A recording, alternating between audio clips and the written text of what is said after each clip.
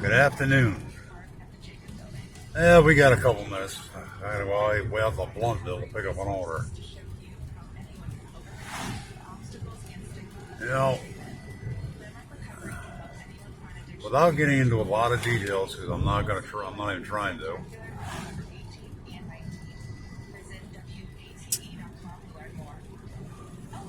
We all have different curveballs, different things that get thrown at us throughout our lives. Now we can hold grudges,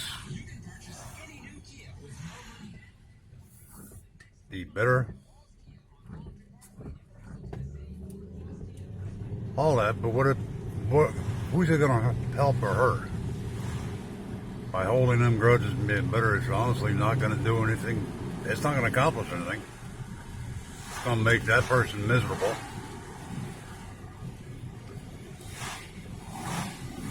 Another thing I want something that somebody told me recently.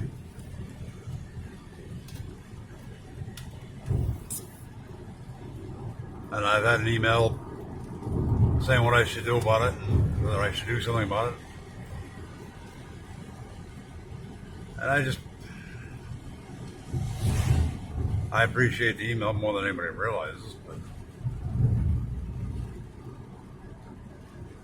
I'm always trying to explain this my way. So sit back, buckle up, because it's going to be Lord knows what. You know, when I was hit by that car in 1982, I can tell you exactly everything about that day.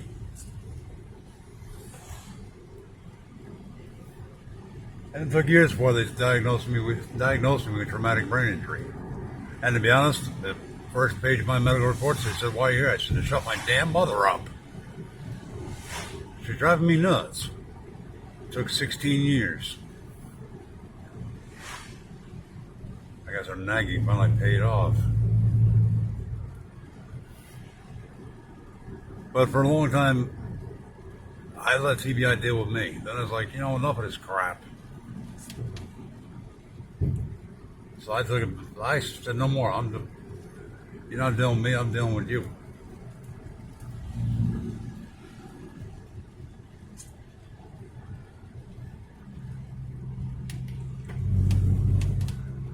It's like when I had the cancer last year. My wife, who had vulva cancer, which you girls know what that is, she had stage 1 and it's surgically taken off, removed, whatever.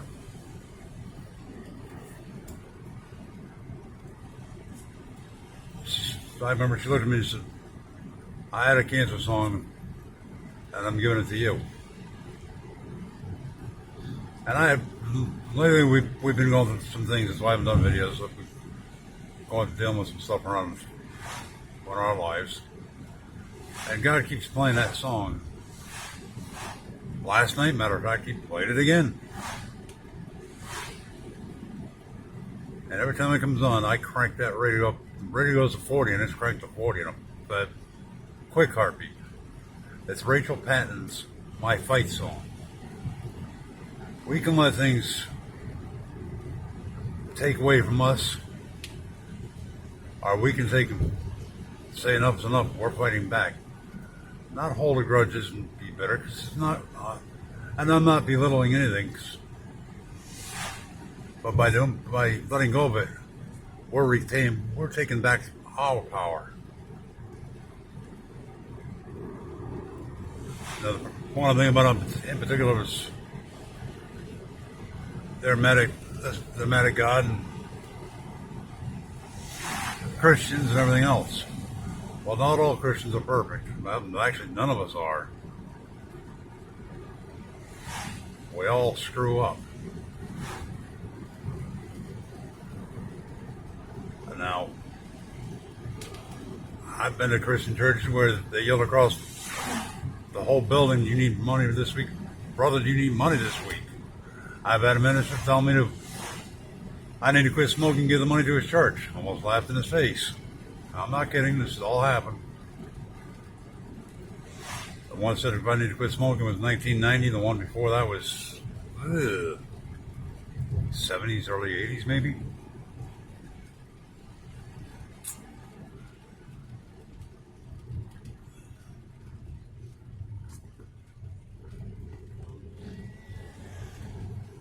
But as I said, Christians aren't perfect. But we should try to help each other best we know how, best we can. I mean, there's days, I have my down days. It's like when I had cancer. They got me down literally one day. I'm not talking about after I was going through the radiation. When I first found out, I can tell you exactly where I was, what I was doing. I was going to pick up some Mountain Dew soda when my urologist called me and told me. I had already suspected it. He just confirmed it, and I was hoping it'd be the other way around.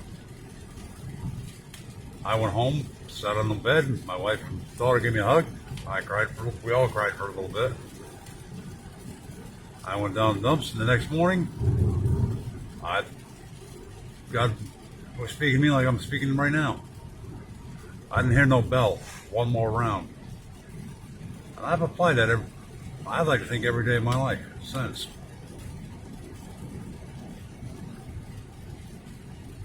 Because we can either let things get us down, hold a grudge, be bitter, pissed off, or we can let it go, let old man upstairs deal with it, and take back what was taken from us in some kind of fashion. Now, I've got a guy I've called Pops. His real name's Wayne. He's in his 70s. He spent off and on 30 years in the joint, 10 of which he was innocent of. He was just in the wrong place, wrong time. 2 of his friends committed a crime, and he got looped into it. The other 20, oh, he'll tell you he did it. He'll tell you right to your face, yep, I did it. And I was going through some problems many years ago. And he had me lay, and I was in I called his wife Ma. I'd known her since 1977. I grew up with her kids. But he had me lay on the living room floor. Yeah, I looked at him dumbfounded, like, okay, what the heck's going on? I did. I had no idea what was coming down the pike. Then he said, get up. And he said, did you notice you took a step? Never gave that thought before in my life. And he was right. When you get up, you literally have to take a step. My point behind that is, yeah, you're down. You can either stay down or you can get up and take that first step. And it may seem impossible, but every step after that's going to get a little bit easier.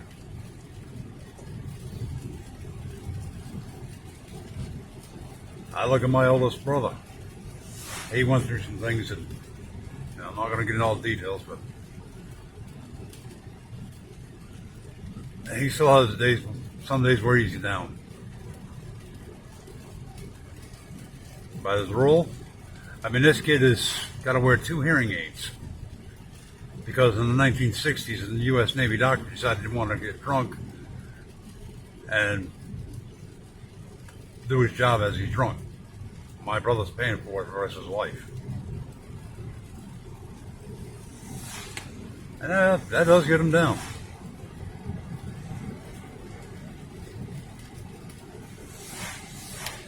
But he also, at the same time, he gets back up. I mean, the boy just had a heart attack this year. He's not letting it keep him down.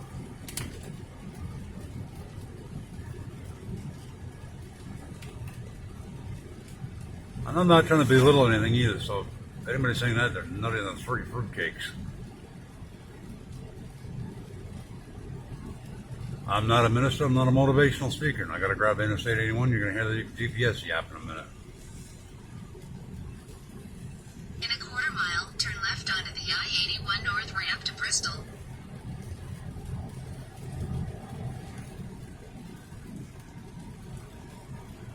I just go by my life experiences, what I've seen my family go through.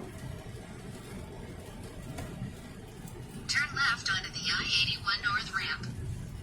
And y'all didn't think I live in Tennessee. Yeah, okay.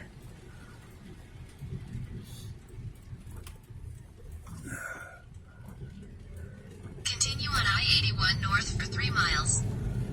I just go by what myself and my family's going through. My wife was mad at God for years. Actually, a couple decades. Because her dad went to the doctors, a cardiologist. Numbnuts gave him a clean bill of health. I can't remember if it was 24 or 48 hours later, my father-in-law has his heart blew up in his chest. Ended up dead.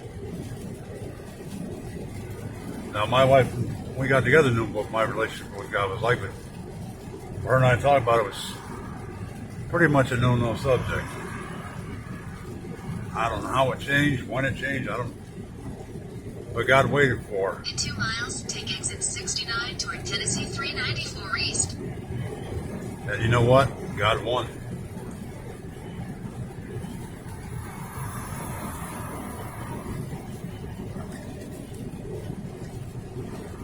My point behind this whole thing, again, I'm not belittling anybody's circumstances because I don't personally know. And for anybody to try to say that anything contradictory is ridiculous.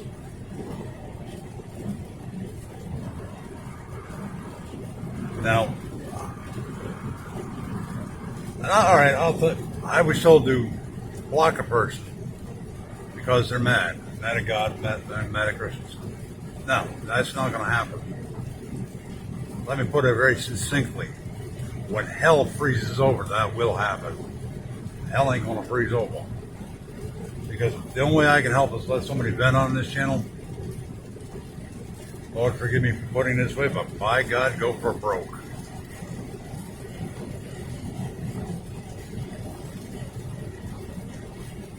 That's In half a mile, take exit 69 toward Tennessee if I look at, 394 East. because maybe venting is the only way they can release end up frustrations and anger. I'm not going to take it personal.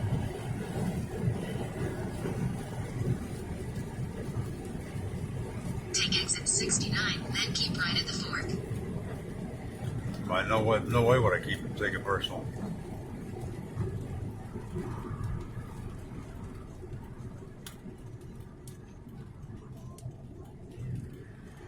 Because we all have times where, and these times can last for quite a while. But we all have times where we're just Keep right at the fork. down and out, mad. Everything feels like hopelessness and despair. But like I said, like Pop said, Continue for 3/4 of a mile. yeah, you're going to love this one. Subway's right there in that gas station. But it's going to have me go down here so I can click the damn arrival source. See, Subway's right there. But keep guessing their weirdness.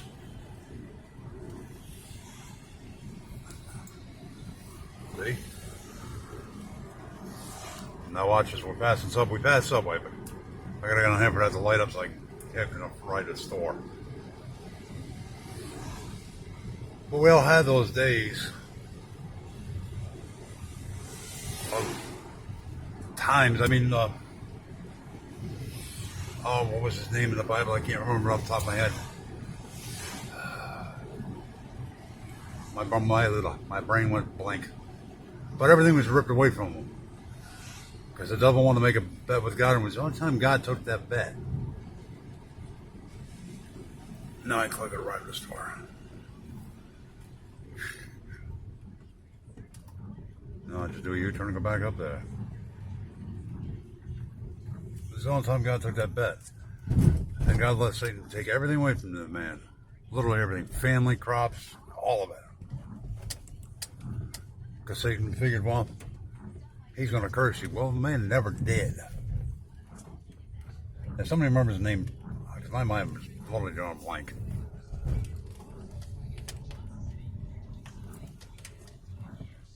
but he never turned his back on God. And guess what? He got everything back multiplied.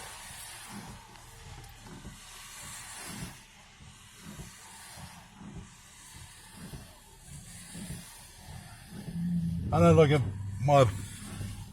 when I was married to my ex, my oldest two kids' son's mother. I wasn't, honestly, I was miserable 99% of the time. When I started driving trucks, I never came home. I can be honest about it. Then I got with my wife. We blended everything in, and so God brought her, knew I was miserable, and restored it.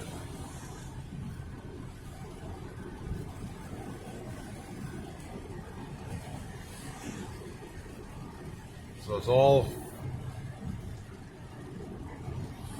I guess what I'm trying to say is you can let things keep going and hold that grudge and everything else.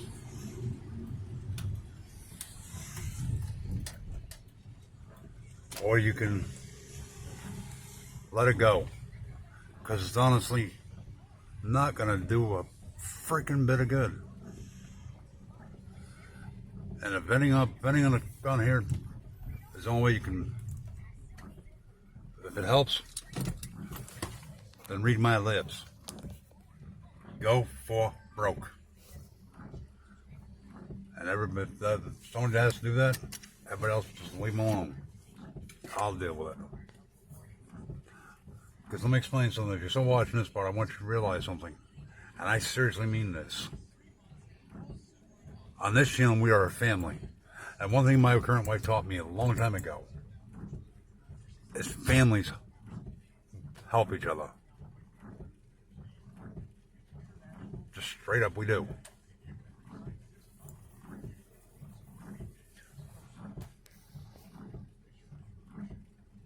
But just remember what I said. You visualize yourself laying down flat on the ground. When you get up, you take one step forward. Take that first step. Then a second, and then it'll start getting a little easier after that.